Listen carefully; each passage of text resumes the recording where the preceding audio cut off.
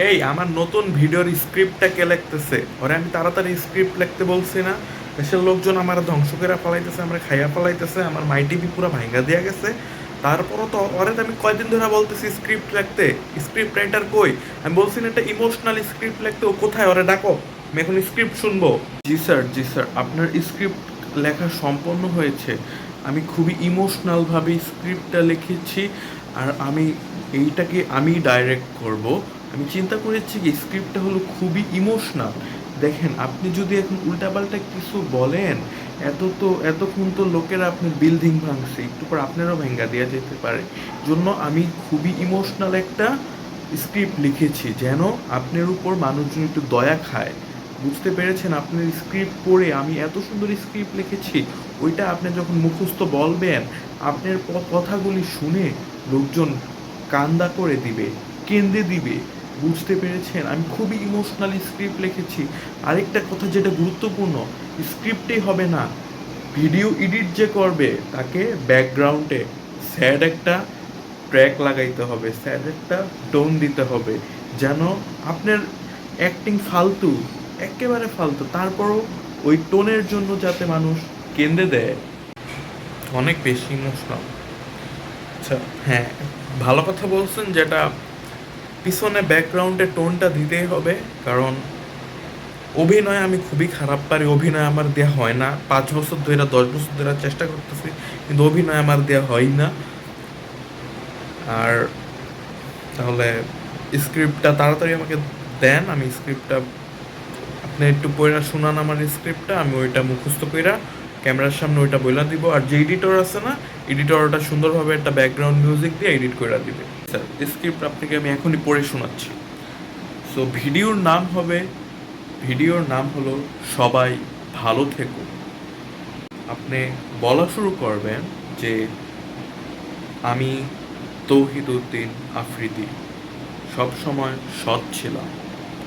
আপনারা যে আমার মাই টিভির বিল্ডিংটা ভাঙলেন, এই বিল্ডিংয়ে, এই দরজা দিয়ে যে লোক ঢুকেছে, কাউকে আমি কখনো খালি হাতে বিদায় দেই নাই। সিকিউরিটি গার্ড ঘাট ধাক্কা দিয়ে বাইর করে দিচ্ছে, এটা কি বলা যাবে? সিকিউরিটি হাত 2 হাত দিয়ে ধাক্কা দিয়ে বাইর করছে, এটা কি এখন আমি বলতে পারবো?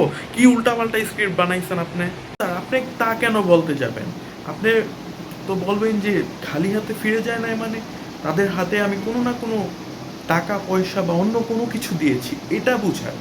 খালি হাতে ফিরে যায়, এটা তো সত্যটা তো বলা যাবে না যে ঘাট ধাক্কা দিয়ে সিকিউরিটি গার্ড ঘাট ধাক্কা দিয়ে বাইর করতে, এটা তো বলা যাবে না। এটা তো আপনি ভুলেও বলবেন না, এটা না। তারপরে আপনি বলবেন হয়েছে আমি খুবই ব্যথিত। আমি জোর করার কারণে, উপর মহল থেকে জোর করা হয়েছে। সবাই আমার মামা চাচাই, কিন্তু জোর করছে আমারে। তাই আমি দেওয়ার পর ওগুলি ডিলেট করতে বাধ্য হয়েছি। এরপরে যেটা আপনি বলবেন সেটা হলো, ওই মুহূর্তে আমি ছিলাম বিদেশে, দেশে ইন্টারনেট ছিল না, তাই আপনারা দেখতে পারেননি। আর বিদেশে ইন্টারনেট ছিল, আপনি যতই 1 সেকেন্ডের জন্য দিয়া স্ক্রিনশট নিয়ে আবার ডিলিট করে দিচ্ছেন, কিন্তু ওটা তো বলা যাবে না। এটা বলবেন যে উপর মহলের চাপের কারণে আমি লাল ছবি ডিলিট করতে বাধ্য হয়েছি, তাহলে আমি কেন ডিলিট করব? বুঝতে পেরেছেন? এভাবে আরও ইমোশনাল কথা বলে আপনি আপনার ভিডিওটা শেষ করবেন। 14 মিনিট 28 সেকেন্ডের ভিডিও। বুঝতে পেরেছেন? তাহলেই আপনি ইমোশনাল একটি ড্রামা করতে পারবেন। বুঝতে পেরেছেন? আর সবচেয়ে গুরুত্বপূর্ণ যেটা, ভিডিওর পিছনে কিন্তু ব্যাকগ্রাউন্ডে একটা স্যাড টোন লাগাতেই হবে। ঠেকায় পড়ছি, কিছু করার নাই, তাহলে এটাই করতে পারবো। আর একটু কান্না করার অভিনয় করবো না, দেখি চোখে পানি আনতে পারি নাকি। কালকে রাইতে অনেক কাঁদছিলাম তো, চোখ এমনি একটু লাল আছে, কোনো সমস্যা না। আমার মনে করবো আমি হার রাত কান্নাকাটি করছি, কিন্তু হার রাত তো ওই লেগে চোখ এমনি লাল। ওটা বড় বিষয় না, একটু কান্নাকাটি করে এলাম। আর দেখি, ইমোশনাল হয়ে এখনো লাভ করতে পারিনি, ইমোশনাল হয়ে মানুষের মন একটু গলাইতে পারিনি।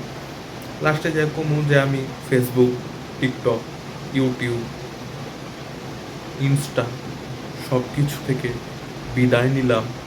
এখন এগুলি কান্নাকাটি করে বলার পর যদি মানুষজন কমেন্ট বক্সে এসে বলে যে না, ফিরে আসো, তাহলে আসবো। আর এমনি বড় কথা হলো টাকায় মানুষ সিনেমেনি করে, আমার এগুলি কোনো বিষয় না। দু একটা ইউটিউব চ্যানেল গেলে আমার কিছু আছে, যান আমার কাছে বহুত টাকা পয়সা আছে, এই কোনো বিষয় না আমার কাছে, কিন্তু একটু ইমোশনাল ড্রামা করবো।